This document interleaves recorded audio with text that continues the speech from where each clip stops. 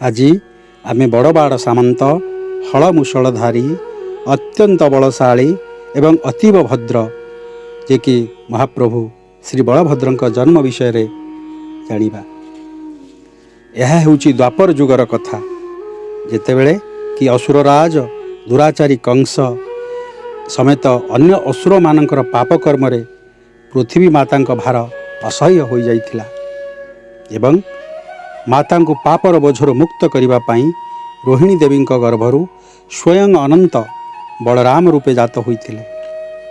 ଆହୁରି ମଧ୍ୟ କହିବାକୁ ଗଲେ ସେ ହେଉଛନ୍ତି ରେବତୀ ରମଣ, ରାମଭଦ୍ର, କାମପାଳ, ହଳାୟୁଧ, ପ୍ରଳମ୍ବାରୀ, ମହାବୀର, ଯଦୁବର, ଶିରପାଣି, ପଦ୍ମପାଣି, ମହାଭୁଜ, ଯାଦବେନ୍ଦ୍ର, ସୌମିତ୍ରୀ, ଅସୁରାରୀ, ଇନ୍ଦ୍ରିୟେଶ, ମୁନିପ୍ରିୟ, ଧେନୁକାରୀ, ପ୍ରଳମ୍ବାରୀ ଓ ଫଣୀନ୍ଦ୍ର ଇତ୍ୟାଦି ବହୁତ ନାମର ଅଧିକାରୀ।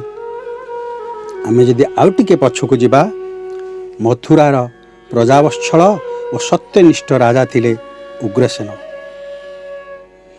କିନ୍ତୁ ତାଙ୍କ ରାଜ୍ୟ ଶାସନ କାଳ ଶେଷ ହେବା ପୂର୍ବରୁ ତାଙ୍କୁ ରାଜଗାଦିରୁ ହଟେଇ ନିଜେ ରାଜା ହେବାର ସ୍ୱପ୍ନ ଦେଖୁଥିବା ପାପୀ ଓ ମହାପ୍ରତାପୀ ପୁତ୍ର କଂସ ବଳପୂର୍ବକ ତାଙ୍କୁ କାରାଗାରରେ ବନ୍ଦୀ କରି ରଖି ଅଧର୍ମ ପଥରେ ଯାଇ ନିଜେ ରାଜ୍ୟ ଶାସନ କରିବାକୁ ଲାଗିଲା।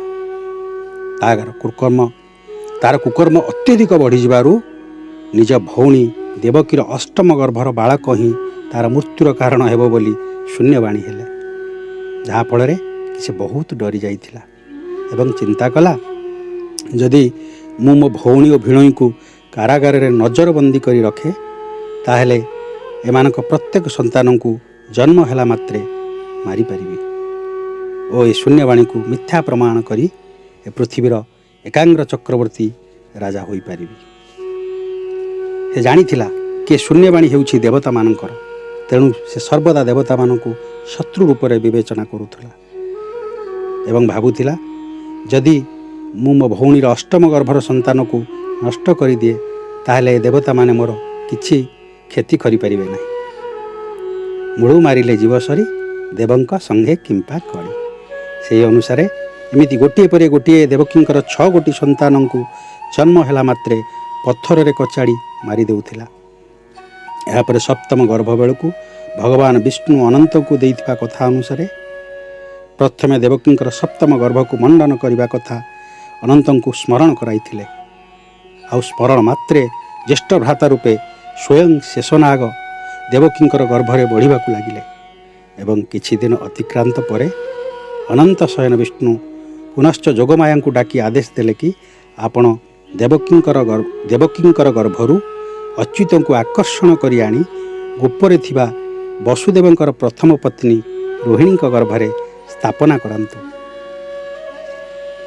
ଯେହେତୁ ମହାପ୍ରଭୁ ଯୋଗମାୟାଙ୍କ ଦ୍ୱାରା ଆକର୍ଷଣ ହୋଇ ରୋହିଣୀଙ୍କ ଗର୍ଭକୁ ଆସିଛନ୍ତି, ସେଥିପାଇଁ ଏକ ନାମ ଆଙ୍କର ମଧ୍ୟ ଶଙ୍କର୍ଷଣ।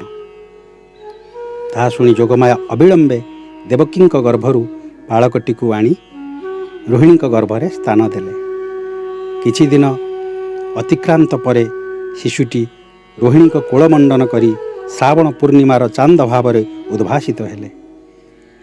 ଗର୍ଗମୁନି ତାଙ୍କ ନାମ ରାମ ଦେବାକୁ ଭାବି ଯେହେତୁ ଶିଶୁଟି ଅତ୍ୟନ୍ତ ବଳଶାଳୀ ଲାଗୁଥିଲେ, ତାଙ୍କ ନାମ ବଳରାମ ରଖିଦେଲେ। ରୋହିଣୀଙ୍କ ଗର୍ଭରୁ ଜନ୍ମ ନେଇଥିବାରୁ ତାଙ୍କୁ ରୋହିଣେୟ ମଧ୍ୟ କୁହାଯାଏ।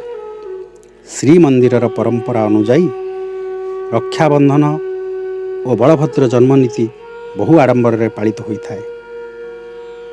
ସାନ ଭଉଣୀ ମାତା ସୁଭଦ୍ରା ବଡ଼ ଠାକୁରଙ୍କ ହାତରେ ବାଇଗଣୀ ଓ ନୀଳ ରଙ୍ଗର ପାଟ ରାକ୍ଷୀ ଏବଂ କଳା ଠାକୁରଙ୍କ ହାତରେ ହଳଦୀ ଓ ଲାଲ ରଙ୍ଗର ପାଟ ରାକ୍ଷୀ ବାନ୍ଧିଥାନ୍ତି, ଯାହାକି ପୂର୍ବରୁ ପାଟରା ସେବକଙ୍କ ଦ୍ୱାରା ପ୍ରସ୍ତୁତ କରାଯାଇ ରଖାଯାଇଥାଏ। ସେହି ବଡ଼ ଠାକୁରଙ୍କ ଅନୁଗ୍ରହରୁ ଏ ଅଧମ ଆପଣମାନଙ୍କୁ ତାଙ୍କର ଦିବ୍ୟ କଥାରୁ କିଛିଟା ଜଣାଇବାକୁ ଚେଷ୍ଟା କରିଛି। ଯଦି କିଛି ଭୁଲ ହୋଇଯାଇଥାଏ ଆପଣଙ୍କ ବଡ଼ରେ ମୋତେ କ୍ଷମା ଦେବେ ଏବଂ ଭିଡ଼ିଓଟି ଯଦି ଭଲ ଲାଗିଥାଏ ଭିଡ଼ିଓଟିକୁ ଲାଇକ୍ କରିଦେବେ ଏବଂ ଚ୍ୟାନେଲଟିକୁ ସବସ୍କ୍ରାଇବ୍ କରିବେ, ଯାହାଦ୍ୱାରା ଆମେମାନେ ଆପଣମାନଙ୍କୁ ଏମିତି ଅନେକ ସୁନ୍ଦର ସୁନ୍ଦର ଦିବ୍ୟ କଥା ମାନ ଜଣେଇବାକୁ ପ୍ରେରଣା ପାଇପାରିବ।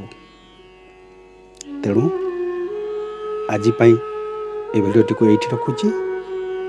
ଜୟ ଶ୍ରୀ ବଳଭଦ୍ର, ଜୟ ଜଗନ୍ନାଥ।